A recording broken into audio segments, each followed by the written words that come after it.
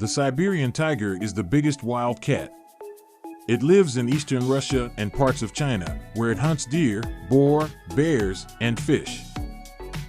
Siberian tigers have thick fur, large paws, and stripes. Fur ranges from light to dark orange with black or brown stripes. Paws have fur for snow walking. Stripes help camouflage. Siberian tigers live alone and claim large territories. They use urine, feces, and tree scratches to mark borders. They roar, growl, and chuff to talk. Humans and their activities threaten the Siberian tiger, the largest and rarest cat. Less than 600 live in the wild. Conservation efforts aim to protect and restore their habitat, stop poaching, and monitor them. The Siberian tiger is a cultural and spiritual symbol in Asia, revered as a guardian, a king, and a god. It also inspires artists, writers, and filmmakers with its beauty, strength, and resilience. The Siberian tiger is a big and rare cat that lives in cold and tough places. It helps the environment and the life around it. It is an amazing and majestic creature.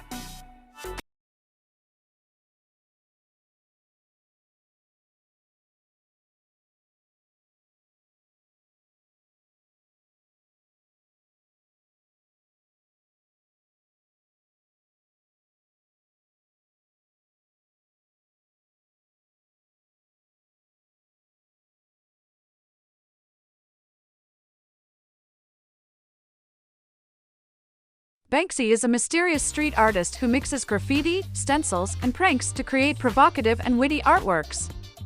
But who is he, and what does he want to say? Banksy often mocks himself and his fame, such as when he shredded his own painting at an auction or when he opened a dystopian theme park called Disneyland.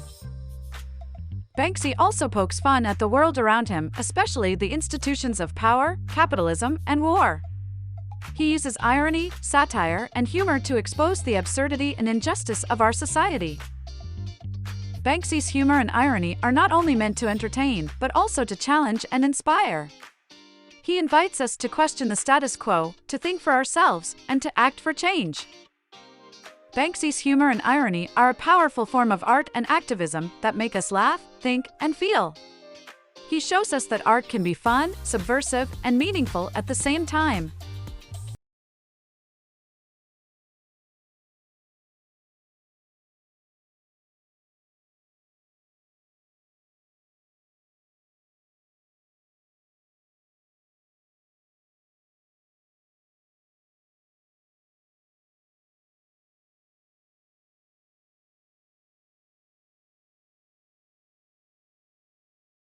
Homer is the traditional name for the Greek poet or poets who composed the Iliad and the Odyssey, two epics that influenced Western literature and culture. Homer, the author of epic poems, is a mysterious figure. His life and times are unclear and based on myths.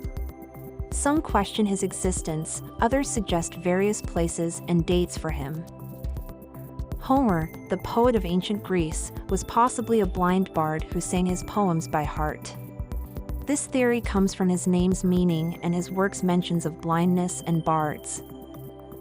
A collective name for oral poets, not a single person, is another theory for Homer's identity. It is based on linguistic and stylistic differences in the epics. The Iliad and the Odyssey are ancient poems about the Trojan War, a 12th or 13th century BCE legend. They were written down in the 8th or 7th century BCE. The Iliad is about Achilles' anger and conflict with Agamemnon, his grief for Patroclus, and his reconciliation with Priam in the Trojan War. The Odyssey is about Odysseus' encounters with various obstacles and enemies on his journey home, and his reunion with his family. Homer's epics tell of heroes, gods, and monsters, and reveal ancient Greek culture, religion, and worldview. They explore themes like honor, fate, justice, and love, and inspire many works of art and thought.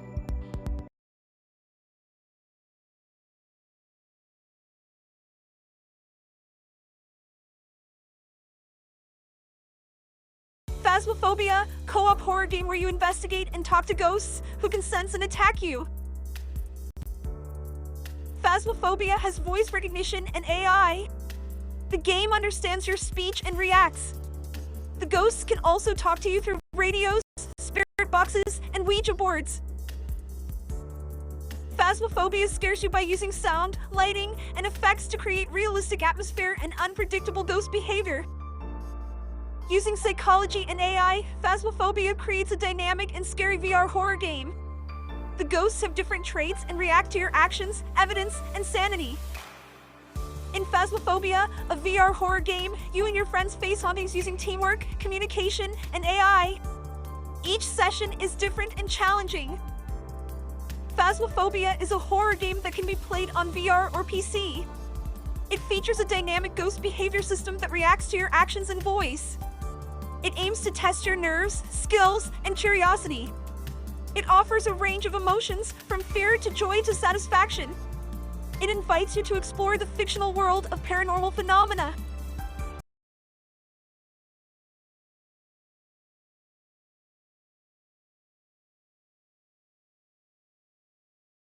Notepad++ is a text and code editor with many features. You can code in different languages and use syntax highlighting, compiling, and debugging tools. Syntax highlighting is a feature of Notepad++ that colors your code based on its role and meaning. This makes it easier to code, read, and debug. Notepad++ switches languages and formats based on the language menu or the file extension, and applies syntax highlighting and indentation for each language. Notepad++ supports coding in multiple languages with different syntax highlighting. Use document map or tabs to switch between files. Compare and merge code with Compare plugin. Notepad++ has many plugins to improve coding. They offer features like auto-completion, code folding, spell check, and FTP support. You can get plugins from the plugin manager or the website. Code in any language with Notepad++, a versatile tool that lets you customize appearance and behavior.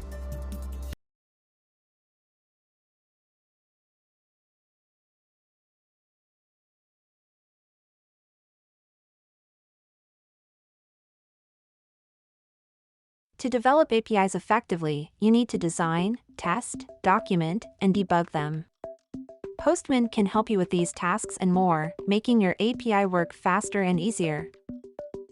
Postman is a tool for API design, mock, testing, documentation, automation, and collaboration with a graphical interface and a cloud platform.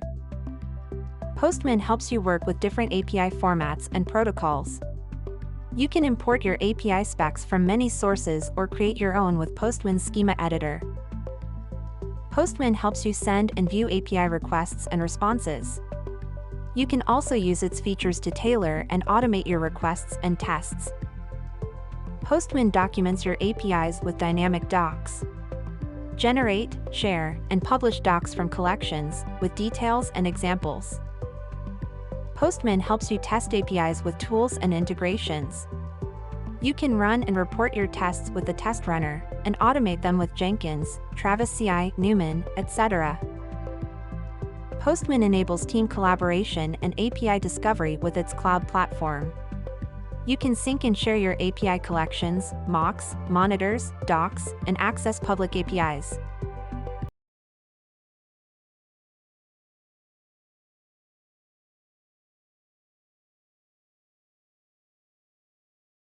Brendan James Fraser is an American-Canadian actor known for his leading roles in blockbusters, comedies, and dramatic films.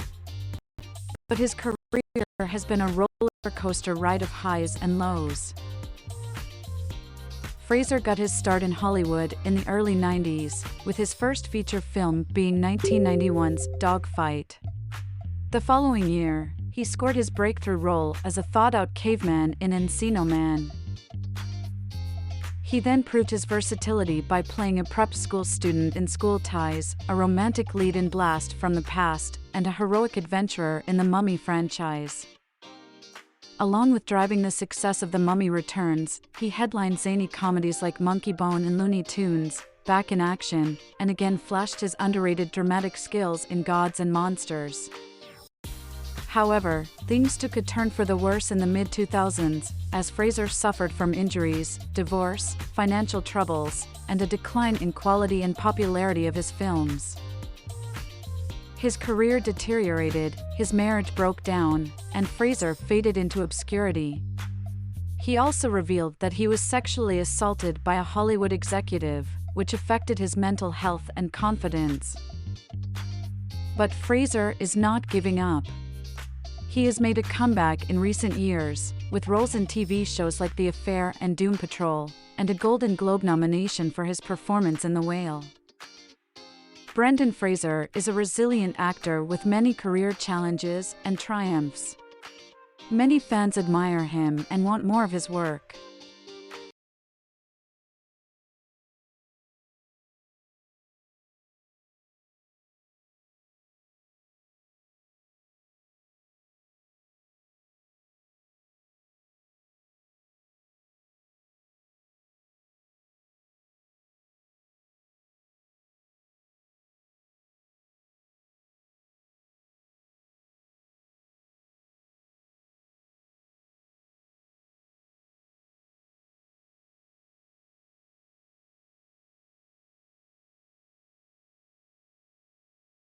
What's your favorite way to enjoy a sundae? A scoop of vanilla with hot fudge and whipped cream? Or maybe something more exotic, like green tea ice cream and mochi?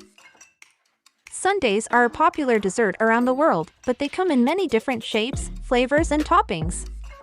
Let's take a look at some of the most interesting and delicious sundaes from different countries and cultures.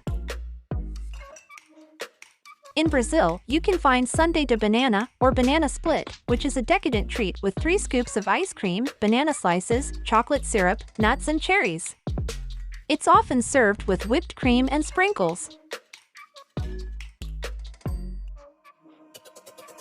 In Turkey, you can try dondurma, or stretchy ice cream, which is made with milk, sugar, salep, and mastic. It has a chewy and elastic texture that makes it fun to eat. It's often topped with pistachios, honey, or fruit. In South Korea, you can enjoy bingsu, or shaved ice, which is a refreshing dessert with finely shaved ice, sweetened condensed milk, fruits, nuts, syrups, and ice cream. It's a popular summer treat that comes in many flavors.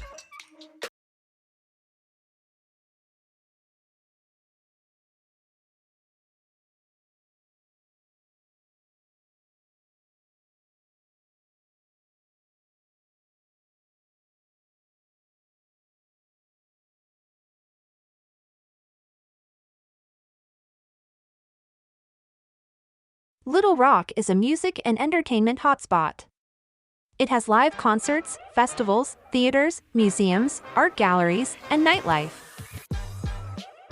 The River Market District is a vibrant area by the Arkansas River where you can find great music, food, and views. The Arkansas Music Pavilion, or AMP, is an outdoor amphitheater that hosts some of the biggest rock and roll stars like Lynyrd Skynyrd, Dave Matthews Band, and Blake Shelton. The Robinson Center is a historic complex that hosts the Arkansas Symphony Orchestra, the Ballet Arkansas, Broadway shows, and more. Little Rock has museums and galleries for art lovers, such as the Arkansas Arts Center, with diverse and beautiful artworks. The center also has classes and programs for the public. Visit Clinton Presidential Center to explore Bill Clinton's life and presidency, with a museum, library, and Oval Office replica. Little Rock has a vibrant nightlife scene, with pubs, wine bars, dance clubs, karaoke bars, live bands, DJs, and comedy shows to suit your mood and taste.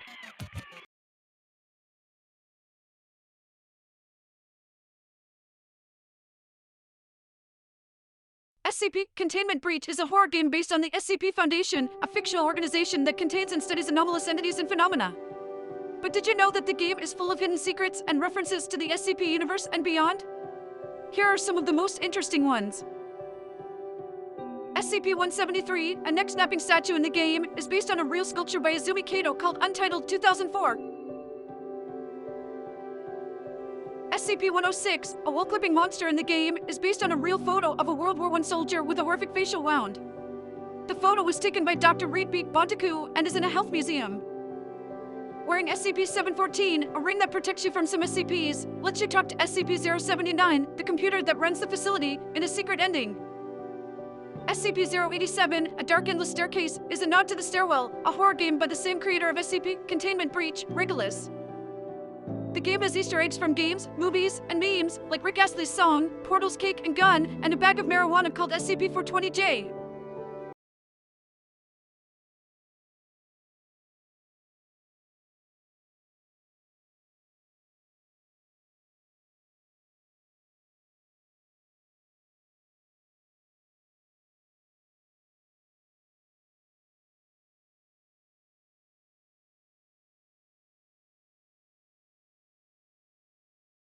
Picasso, a 20th-century art pioneer, challenged conventions with his paintings and sculptures. How did he show his works, and what did the public think?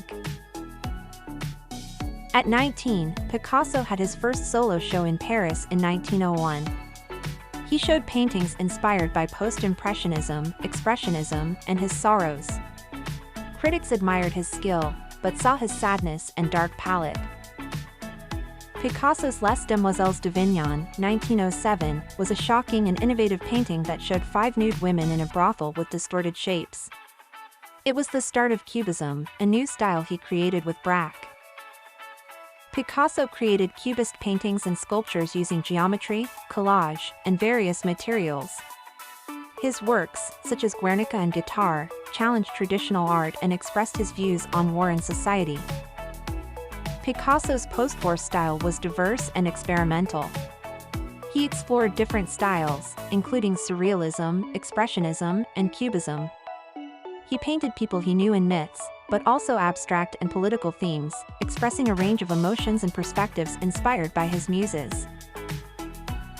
Picasso incorporated surrealism, using distorted forms, bright colors, and dreamlike images to explore his subconscious and emotions. Examples: the dream, the weeping woman, the minotaur.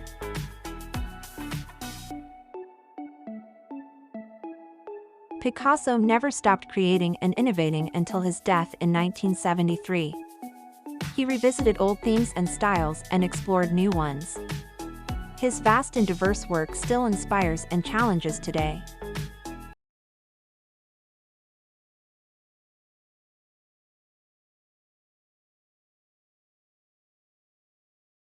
In 1981, Pope John Paul II was shot by a Turkish attacker in St. Peter's Square. He survived after hours of surgery. People worldwide prayed for Pope John Paul II, condemned the assassination attempt, and supported the Vatican against communism. Some leaders offered investigative help. Agca claimed to have shot the Pope on behalf of the Grey Wolves, a Turkish extremist group, but later gave different and contradictory explanations for his motive, such as acting for Soviet or Bulgarian agents, fulfilling a divine mission, or seeking fame and money. However, many questions and theories remained about the true motives and connections of the shooter. Some suspected that Agca was part of a larger plot involving the Soviet Union, the Bulgarian Secret Service, the KGB, or even the Italian Mafia. The Pope forgave his shooter Agca, visited him in prison, asked for clemency, and prayed for him daily. The Pope's brush with death deepened his faith and zeal. He credited Mary for saving his life and kept traveling and preaching for peace and dignity. Pope John Paul II's shooting showed his global influence and the Cold War conflicts. It was a key event in his papacy.